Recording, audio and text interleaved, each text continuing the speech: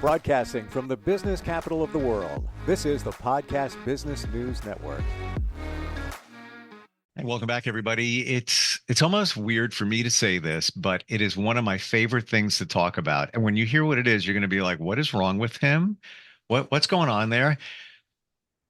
We're going to talk today about trauma. Now, why is it one of my favorite things to talk about? Because it is piloting all of our lives and we don't even realize it. And what is it? What exactly? I mean, when you say the word trauma, a lot of us have a vision of what that is, but it may not be exactly what you're thinking. And it's steering your life in a good way, probably a bad way. It's all about energy. And that's what she helps people with and understand all of this stuff. And she's a Reiki master, energy work practitioner, so much more. Rima Wardini is back with us. How you doing today? Hi, Steve. I'm doing well. Hope you're well as well. And I want to shout out to your dog.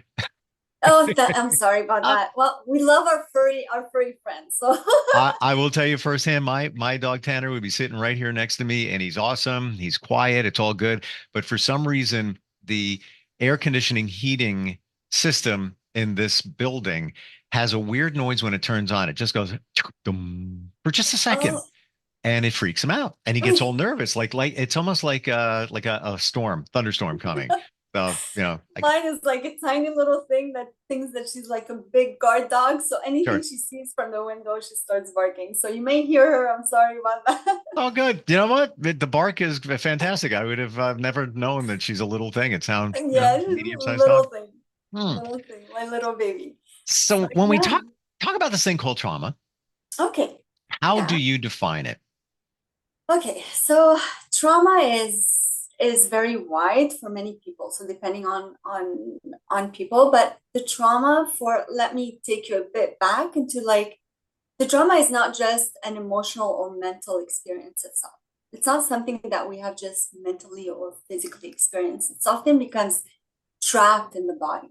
So it could be anything that we hear, anything that we have lived that will be simply trapped in the body. So it's not like you're living it and then it's gone.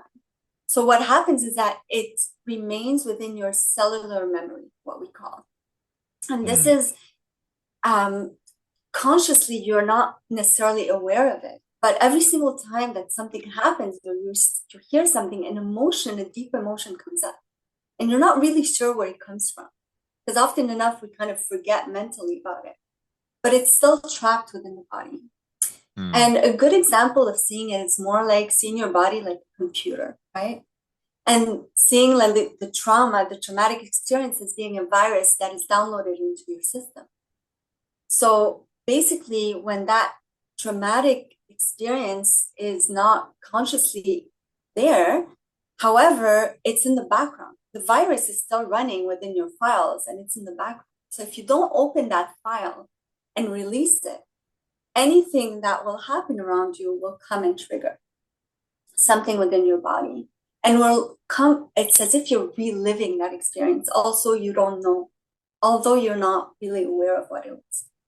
And these traumatic experiences, like we talked about briefly before in the first podcast, could be anything that has to do with intergenerational traumas. It could be past lives.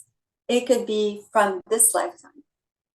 And Steve, do you know what the first traumatic experience that we have within this lifetime? And everybody has the same one. Birth? Birth. Absolutely. It's birth. It's like cutting the cord, cutting the cord from the womb, getting out of this, tunnel to be in this new world, and then cutting the cord from your mom is the first traumatic experience. And we all go through it. And that's why now we're more conscious about how the birthing process needs to be. To take more time with the baby, to be holding the baby before cutting the cord. There's a lot of things that we're more conscious of to at least diminish the amount of trauma that could happen through that first. Wow. Event. In all my studying of energy and trauma and all of this, I never considered that And yes, we all hear about bonding with the baby and how it's changed over the years. Yeah. When Yeah. my mother gave birth to me and my twin sister, back then they knocked you out. You weren't even you weren't even awake for it. But Yeah. yeah, that is a trauma. And then what happens? Now the cord is cut and they Yeah. swat you on their butt. Like, Exactly. To give like, you the first breath. yeah, it's like welcome to the world.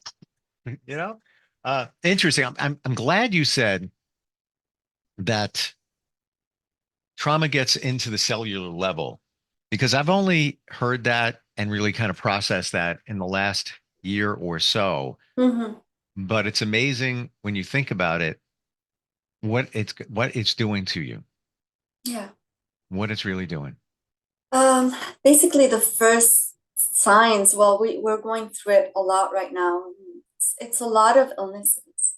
You have illness that happens. You have anxiety, you have depression, you feel stuck. Although you've done all the emotional work around it, you still feel stuck some way, somehow. So there's, like I said, there's deeper layers, right? There's that onion that you're unpeeling and unpeeling. It's getting to the core of it. The thing that we need to understand as well is that we should just understand that it's there. Once we understand that it's there, it's not for us to dwell on it. It's for us to find something to do. It's for us to know that there's sources, resources, and there's techniques that can be used to come to that bottom and help you release what needs to be released.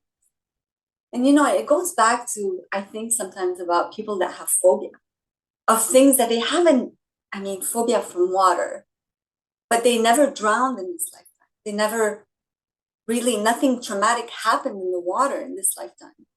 But just to tell you how deep it could go, it most probably was from past lifetimes, where maybe the person passed away through drowning. So in this lifetime, that person still has that memory in their system, Hmm. right? So the goal of all of this is to just understand. I want people to understand that there are things to be done to help you get through this, and release, so you could feel more free and more in harmony within your body, mind, and soul. It it can be anything when we talk about trauma, and I describe it as a big T or a little T. Absolutely. And the little T trauma could be you're that 5-year-old walking past a room in your house and somebody says something, could be one parent. They're not talking to you. There's a conversation going on, but you pass by and you heard it. And then as a little kid, you internalize it. Maybe you thought it was for you, maybe it scared you, and now you held on to it. And now that's with you for the rest of your life. And that could be putting up blocks preventing you from moving a certain part of your life together, Absolutely. whereby another kid could walk by, same exact situation, doesn't bother them, ain't even here, whatever, or they did in one ear out the other. It all Yeah. depends on the individual. So when we talk about these traumas, when you do the work and you work to clear the traumas out, do you find that when things come up, you may not totally get rid of it, but when Yeah. things come up, you can recover quicker. You realize it and recover quicker. Absolutely. Absolutely. Absolutely. And I think I would say the first experience is the hardest. Hmm. Once you go through that first experience is always the hardest one. You're like peeling off that big, big band-aid. And Well, it could there's a be, song. There's a song that's been done at least twice. Rod Stewart did one version of it. Sheryl Crow did another version of it. The first cut is the yes, deepest. it's the deepest. It's so true. And It it really is, it is. is. Yeah, I never thought Well, of it. the first healing is often the hardest Right, also. Because it's scary. Because what's happening is that your body's trying to release something that has been hidden for so long. right. So things can come up to the surface and you kind of start reacting to it. But what I like to call that is a healing crisis. That's what's happening. It's a healing crisis. Whatever is in your body needs to come out. So it's going to come out in different ways. Sure. So I have this colleague of mine when we were working on functional medicine. She was talking about her own experience that she had for the longest time allergies to strawberries, and she couldn't find the reason why she had that allergy. And then once she went into the healing ground, she saw a vision of herself eating a strawberry while her parents were telling her that they were getting divorced. And that allergy started since that time when she was 5 years old. Just to tell you the power of when she put her finger on it, the allergies disappeared. That's how powerful it is. It's insane. It's I don't even have words, yeah, but it's that crazy. crystallized everything for me. Yeah, yeah. So that goes, that the same example as you, that little boy or little girl that's passing by, like at 5 years old, hearing something that triggers them. So she was able Wow. to go back to that memory that she completely forgot, that she completely put in the back, and understand a bit more what's really going on. And once she understood it, she was able to release it. Wow. I Yeah. seriously, thank you. It's my Thank you pleasure. for sharing that because it Yeah. honestly makes this clear. Yeah.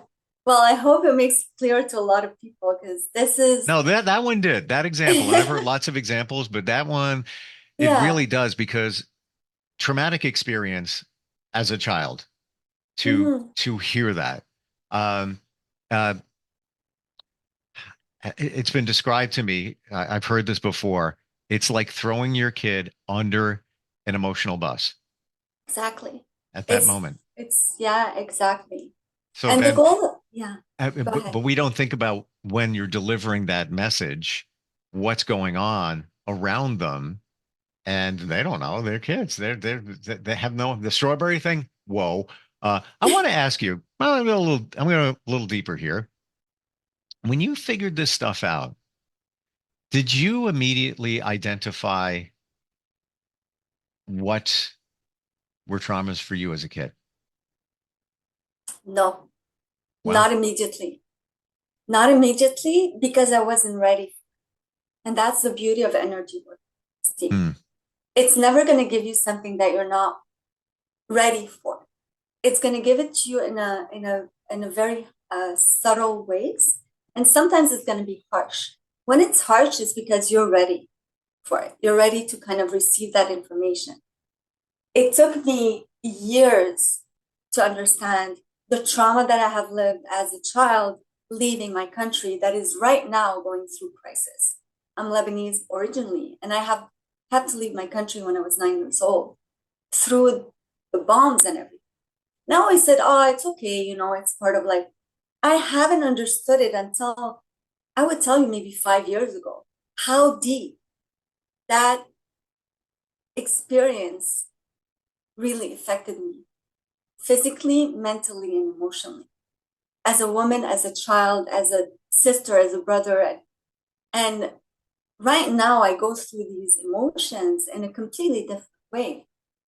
I go with it with a lot of compassion, and I go with it with a lot of love instead of going with it with a lot of anger. So the anger kind of shifted into love because I understand it more. hmm. I was able to integrate it and to release it from my own body, from my own memory. The And I'm not first, saying it's all done, right? oh, It's by layers. it's we're never done. Yeah. It's like it's an evolution, not a revolution. It takes time. Everything and life is constantly Yes, changing, and you may exactly. take care of Exactly. some things, you know, Yes. some traumas, and then Yes. they other things show up. I remember, Yeah. and this is only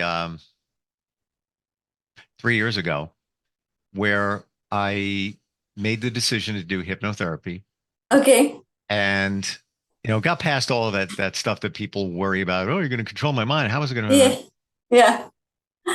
But the first thing I said to the hypnotherapist was, let's go back to my childhood, know exactly where we're going. And I had suspicions of things there, Hmm. but it made them come clearer.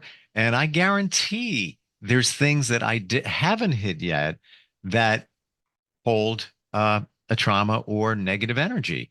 But Yes. there's some key things like parents divorced. I was, bullied as a big fat kid. Yeah. Um, things like that.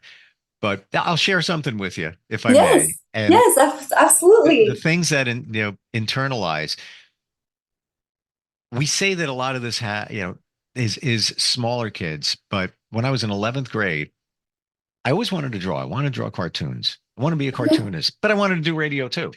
And side note, I started drawing when I was much younger, and I believe that I did that almost instinctively as a release. That was my therapy, to Absolutely. draw.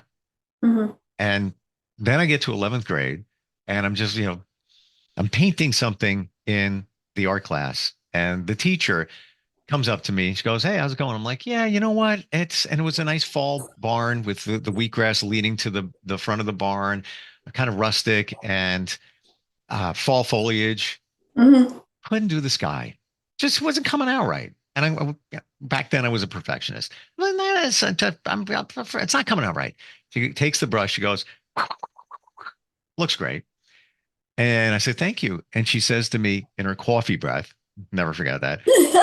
She was a great teacher, but she shouldn't have said this. She Okay. goes, "You know what you are? You are an underachiever." No way. And I still remember it. I could tell you what seat I was sitting in, where the table was, where the window was, the angle of the sun. And I believe that that held me back a little bit. In Mm. maybe it pushed me forward. I don't know, but I will tell you this: that was 11th grade, 12th grade. I was named class artist and had my cartoons in the school newspaper, which was kind of big back then. Um, Amazing. but those words are so powerful. Very, You know? very powerful. And I often say, turn your tongue. So what is that saying? Like, turn your tongue 7 times before you speak. I honestly am understanding, Steve, now as I grow older. People will always project what they are feeling inside of them. Hurt people hurt people. Hurt people hurt people. When you understand that, you start taking things less personal. Mm, But when you're in 11th grade, you have no idea. It sure. hits you so hard, and it completely shifts your path. And whether it's positive or I'm always sure that I'm more of a positive person. So I'm always sure that it always kind of like pushes you forward. But it stopped you for a long time before you were able to kind of push through that. Yeah. And it's sad. It's sad that teachers or people can actually go there. Well, all of this work that you offer, I believe, and I want your feedback on this. I hate to use the word attacks. I'm trying to think of the best Tackles? Tackles, maybe? tackles. We'll go with that. Tackles, Okay. addresses. That's the word. Addresses. Addresses Okay. one common theme, and it's my understanding that we all have this, that we're not good enough in Yeah. some way, Totally. shape, and form. We've got it inside of us based on all of these traumas, and we all have traumas. Yes. It's floating out there. It's in a cellular level. So when things come up, we feel that we're not good enough. But when you do this work, you recover. I feel quicker from it, and you realize, like you just said, that it's not me. It's them, Yeah. Yeah. And of course, you're in a relationship. It takes two. I get that. But Absolutely. many times it's one person doing the hurting and the other person not so much. There is a connection there. However, Yeah, I get, we can go on like on a different tangent. I always say that it's always starts from us. And that when people do things and actually impact us, the first thing that I do when I get hurt or get impacted by something somebody said is, okay, where is this hurt in me? What is actually that person? Because we're all playing a role on this planet, right? We're all playing a role, whether we're playing a role of teachers, whether we're playing a role of allies, whether we're playing a role of enemy. But often the enemy is to teach you something, whether it's playing a role of mirroring each other, right? So when you start understanding how the energy works and how we as individuals, unique individuals in a unity consciousness, we're all playing a role for each other. So what is that teacher maybe trying to say to you is that, well, I'm telling you this, but I want you to have the power to believe in yourself and say, whatever you just said is not true, because I know I'm an overachiever. So we have to just understand how this whole game of humanity and of interaction and of energy works in order for us to kind of like understand. And once you understand it, it's much easier for us not to take things personally. This is what we're saying. Yeah. If there's anything you take away from today, anybody, that's it. Once you Yeah. have the understanding of why you operate the way you do, why you internalize certain things, why you react to certain things, this is it. This is it. This is it. Yeah, it Um, is. Before we get to how somebody can work with you and kind of figure this all out, do you have, don't you have books and courses? Yes, I just came out with my ebook, my first ebook. It's all about energy alignment and all the ways to go about it and what you can use, what techniques you can use. That's my ebook, and I do have a course, an online course about everything about opening the heart. So it can be found on my website as well. And you could see all my techniques and everything that I work with. And my last module of the course is actually putting it into practice. So I Wow. work with you through breath work, meditation, a bit of yoga poses and stuff like that. So it's just to give you a hands on how you can go about opening your heart and releasing whatever needs to be released in the way, and self-love, right? Mm. Self-love. That's the Um, most important thing. that's another podcast topic, and so important. Yeah, So yeah, crucial.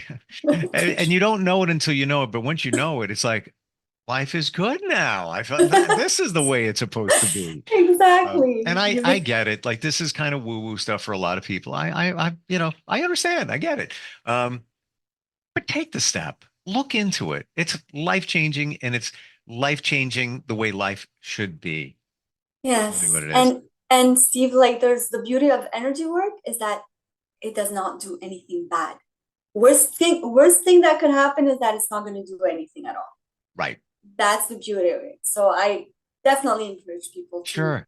dig deeper and to understand a bit more of the options that they have. You have nothing to lose. And, a lot of us gravitate toward things that make us feel better, whatever that is. You're wasting money on that. Why don't you get to the root cause of it and feel better? Rima, what's the best way to find you? You could find me on my website, www.wholestik.com, WHOLESTIK. And you could also find me on IG, r.wardini, r.wardini as well. And you could DM me, ask me any questions you have. I'll be more than happy to answer. When I see your name Wardini, it reminds me of Houdini. No, dear, I know. And it's because it's you're magical in terms of transforming lives. Thank you so much for being here today. Appreciate everything, and we'll talk soon. Thank you, Steve. Have a Thank you. wonderful day. You too. Bye We'll be now. right back. Are you looking for even more of the podcasts and hosts that you love? The Podcast Business News Network is proud to announce that you now have even more ways to listen live. Check out the MyTuner Radio, online radio box, and Simple Radio apps on iOS and Android, or find us online. Search for Business News Network on mytuner-radio.com, or search Podcast Business News Network on streama.com and onlineradiobox.com/US. Take your podcast on the go and don't miss a minute of the action.